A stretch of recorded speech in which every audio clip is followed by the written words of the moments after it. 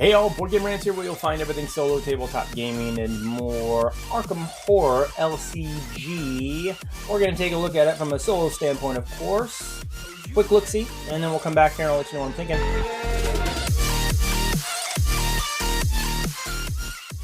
Alright, Arkham Horror, the card game. This is a cooperative game set in, of course, Arkham Horror theme. Very fantasy, very horror. Lots of games in the Arkham Horror family. And many of them are cooperative, and this is no different.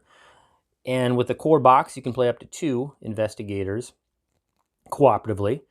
And the core game comes with a scenario, full scenario, with 3 different stories to go through in order. And I've just completed the first story. I've completed it many times, but right now I'm playing with the characters it suggests you start with. Wendy Adams there, Roland Banks here. I'm playing solo, and it's not difficult to play solo with 2 characters, and I find it to be a much more enjoyable experience that way. You can play true solo. It is a lot harder. But as you can see, this is one area. This is the deck that basically runs Roland Banks and what he was able to put out and discard, hand of cards, engaged with an enemy here, and then over here, kind of the same setup. I've just got this dividing this very nice player aid there that goes over round sequence, and you can flip it over and find out what actions everybody can do, and then you can flip it back over to make sure you're not missing anything. But I have that dividing them. And then over here, I've got Wendy Adams and her whole setup and the characters and assets she was able to put out to help her with this particular story, and had a swarm of rats visit her. And so the play areas, and this is a 3x3 foot table, easily fits on it, so not too much room needed. And the game is made up of, you'll have an agenda deck and you'll have an act deck. You want to progress through the act. That's going to benefit you. Don't want to progress through the agenda deck. This hurts you in general. And there's kind of a timer thing, because you'll get to take your turns, and each time you take your turns, then you're going to end up having to put these doom tokens on the agenda, and they'll typically associated with some sort of a countdown, in this case 3. Once this has 3 doom tokens on it, you're going to flip it over and see what's underneath it. It's going to change the game up. It's going to move the story along. You'll move the story along as well if you do this. And the way you typically are going to move the act, which is what you want to go from act 1A to 2 to 3, is it tells you you have to spend clues, basically. So clues progress the act, doom tokens progress the agenda. And the investigators, which is what you play, depending on the scenario, you're going to have basically rooms or areas that you are going to explore and gather up clue tokens. Actually, on the back side of these doom tokens is the clue symbol. And once you both, or if you're just playing one investigator, once you have enough clues, in this case, you'd need 2 per investigator, so 4 clues to move this story along in the sense of the act deck, and then the doom tokens move that along. So it's kind of a race. You're trying to get through the act before the agendas, at least in the core box. It's kind of that way. And in the first game, you essentially, without spoiling too much, but you start trapped in your house in the study. Got to figure out a way. You got to find enough clues to get out of the study. Then you get in your house, and then you got to find enough clues to get to the parlor. The parlor's got, blocked. You got to figure out that one. All the while, there is this event deck that you have to deal with. Because not only does that agenda get doom tokens at the end of each round, and each round is consisted of your different investigators taking 3 actions each. And then you continue with the round, and it's going to have you at the beginning of each round, though, you're going to have to be drawing these event cards, and these are typically bad too. And you're going to have events like Ancient Evils. It's going to make you would put a doom on that agenda. It would progress that agenda faster than you want. And there's all sorts of things that can pop out. Bad guys. Then the game is made up of essentially having to test And the tests are made up of 4 different skills. So each character, and in the base game I think there's 4 characters it comes with. I'm not positive on that, and there's 4 different skills. And each character has a particular set of skills, at least values of those skills. So she has, I think that is willpower, and investigate, and evade, and fight. Those are her skills. She's very low on her fight skill, but she has a lot of willpower. But you look over here at Roland, and his basic set of skills is kind of pretty even Steven there across the board, except for his fight. He's got good fight ability. And then you'll get cards put out here that are going to enhance that. A guard dog is going to probably help you fight. And so is a firearm, Roland's 38 special. First aid, that's going to help you heal up. Because you can take damage. You can take damage in 2 ways. You can either take physical damage or mental damage. And his maximum physical damage is represented here, as well as your willpower. That's the maximum mental damage you can take. 9 and 5, where it's different over here too. Each character has a difference there. Each character has a little special ability associated with them as well. That's represented there. And this is the way the skill tests are run. So like if you ever had to test your willpower, your mind, and you have a 3 here, and say whatever it is you had to, well, let's use this as an example. Grasping hands were coming after Roland Banks. You'd have to test his evade ability here, and he'd have to beat a 3. Well, he's only got a 2. So for each point he fails by, he's going to take a damage. So if it didn't play any cards, and there's almost always ways you can enhance your skill by playing cards and stuff. But what you'll do is when you take a test, you get to reach in. It comes with a black bag here, and you can put the little tokens in. But a lot of times you're rolling dice to see if you passed a skill or not. But in this particular game, you actually draw right out of this cup. If you have a handy-dandy cup like this, it beats bags just about every single time. And then you just reach in here and you pull out whatever. In this case, I get this symbol. So I'd have to look up what this symbol means. And there's a card, which I put somewhere, that tells me what it means. It says -1. If you fail, take 1 horror. So in this particular test, where I needed 3, and I only had 2 to start with, and I drew this didn't help me. This actually subtracts 1 value from that. So my ultimate test result is 1, and I needed to get a 3. For each point you fail by, take a damage. So I would take 2 red damage, and because of this particular token, I would also take 1 horror damage as well, mental damage. So, and then there's other tokens in here too. I could have gotten lucky and drawn a +1. There's a -2, there's a skull, there's a whole bunch in here. But you can actually adjust the difficulty level of this game by setting different types of tokens in there. And the game lets you adjust. And that's really essentially all there is to it. You, at the end of each story, you also gain experience points. And with those experience points, you can upgrade your decks. You can get stronger cards or upgrade existing cards. And then you go into the next story, and then you'll go through it, and you have all sorts of little bit of a choose-your-own-adventure stuff here too, because sometimes you might die, sometimes you might kill everything, sometimes you go the right way, and a story will resolve differently. And certainly in this core game, it can resolve differently depending on what choices you make. And that is essentially it. There's lots of expansions here for this game by now. And this is just what comes in the core set. Let's go talk a little bit about what I think about this game. So from a purely tactile standpoint, I'm a guy that likes little fiddly bits and stuff to move around. And while this is a card game, and card games always have a tendency to not hold my attention for too terribly long, because they lack all the bits and stuff that I like to move around. I mean, I love video games, but I like them for a certain reason, and it's certainly not to move little bits around. I like gaming because I like to move those bits around. But that aside, I mean, there's some health tokens and stuff and whatnot, and some resource tokens, but From a tactile standpoint, if you're really into that sensory thing, there's not much of that here.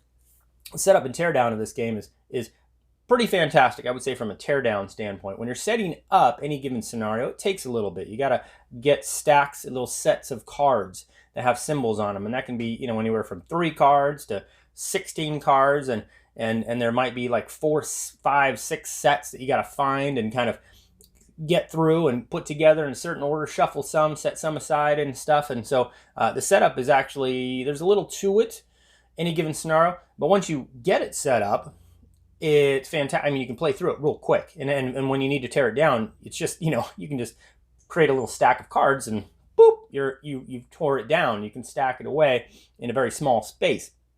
There's not a whole bunch of bits and stuff either to have to worry about and put away.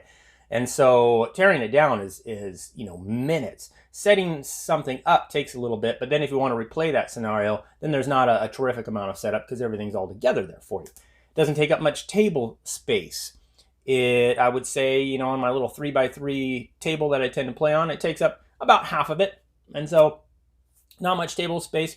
It depends a little on the scenario, but well, not really. I think it's pretty consistent there. Portability wise, this game, I mean, the base game, the core game, is just a very small box, and it's easy to, like I said, kind of shove everything in that box, no problem. You can take out the little dividers if you really want a bunch of room. And so there's plenty of room too to add little expansion packs, which there are plenty of. But the portability is great. It's just a small box, and especially if you have a scenario all set up and you take it somewhere, you can just take it out, bam, and get right after it very quickly and put it away like just as quicker. Replayability wise, well, if you're just with the core game, I played through the story a number of times, the campaign, the first campaign that comes with there's 3 scenarios to it. But because there's so many different ways to go in the scenario, and it depends on the kind of the character you're playing, if they're really good at investigating or they're really good at fighting or stuff, it takes you in a different direction.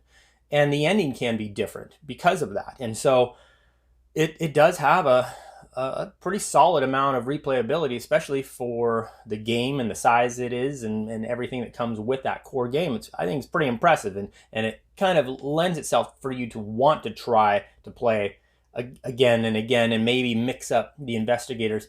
So I think it has a decent amount of replayability, but I think there's also a very good reason why they keep coming out with content for it.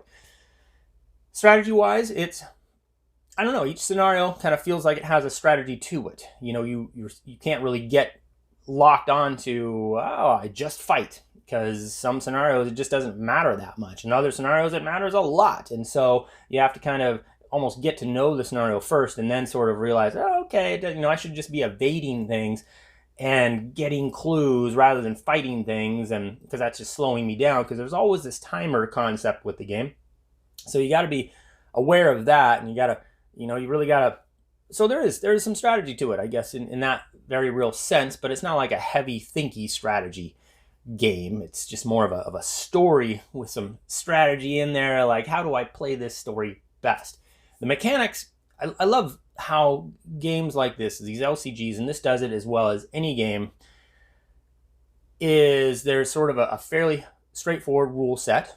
And once you get to know that, then each scenario, though, plays almost like a different game, which is extremely impressive. And I love it because I'm a guy that plays a lot of new games all the time, and I'm always reading rule books, and it's cool to get kind of that fresh, fun vibe scenario to scenario because they play very differently without having to read a bunch of new rules and stuff. It just sort of lends itself to being able to, you figure out the base rules, and then they do so much with that within the campaign, and give you sort of a different feeling game each time, and along with the story, which isn't overdone or underdone. It's very, it's about as perfect as it gets, this kind of game. I mean, for me anyway. I haven't played a bunch of these types of games, but this really hits the spot, and it's just kind of a story that I like, and it's very well written. So the mechanics, though, again, that I think are masterful within it, and the length of play can vary. I feel like the first scenario was pretty quick, which is good because that's kind of your intro scenario, right? The other ones can go longer. You can really, it can get kind of, and there's a lot of little things, and you got your cards out, and things kind of start piling on top of each other, and it looks a little a little funky, and it takes time because of that to sort of keep everything in track, on track, and make sure you're not missing stuff. But the length of play can I think, I've easily gotten over an hour on one of these scenarios. So, but say the intro scenario is felt like a half hour long, pretty short. So half hour to an hour-ish, I would say. The value of this game is, I think, pretty off the charts because of what you can do with it in the future. And those expansion packs, though, are expensive, but you can get this game at a pretty decent price now. It's been out a long time, and I certainly feel the value is there for the amount of game and just the fun involved in it. The rulebook comes with 2 rulebooks. You've got this thicker one that you don't start with, but you've got this one that's sort of like the intro to play, and it's really all you need to read to learn how to play. And then if you have questions during the game, you can go to the thick one. It's very well done. It's all alphabetized, and you can really quickly find what you need to find to just keep that flow going, and actually give you some tips on how to just keep going and not have to refer to rules all the time, which is fantastic. Thematically, I love it. I love kind of just the Arkham Horror theme. I'm not a big H.P. Lovecraft fan. I don't think I've even read a single book, but I love kind of the cool fantasy horror to it, and I'm just attracted to these kind of games, and it's just thematically fantastic, especially for just a tiny little game. It's got difficulty adjustments too. So you're supposed to play true solo with one character, and to create that difficulty. If you play with 2 characters, then there's not the difficulty because you're not supposed to really know each other's hands. And so I like playing with two investigators. It's just more fun, and I like seeing how the synergies involved and how they work together, and one can pull off, engage a creature that's good at fighting and let the other one investigate, and all this. There's fun stuff to be had playing together. But then you probably need to ramp up the difficulty, and it does have difficulty adjustments so that you can create, and I more play these games for the story than like a real hard, blistering difficult thing. Which is my normal. I prefer usually like a really hard solo experience, but these games I just want to taste them. I just want to go through that story and enjoy it. And this game lets you do that. And if you play it on kind of normal level with 2 investigators solo, you're really you're really in it for the story, and you can really kind of go around and manipulate things pretty easily, but it's still tremendously enjoyable. So, and you can ramp that difficulty up, and really even the last scenario was difficult. I barely made it through even with 2 investigators.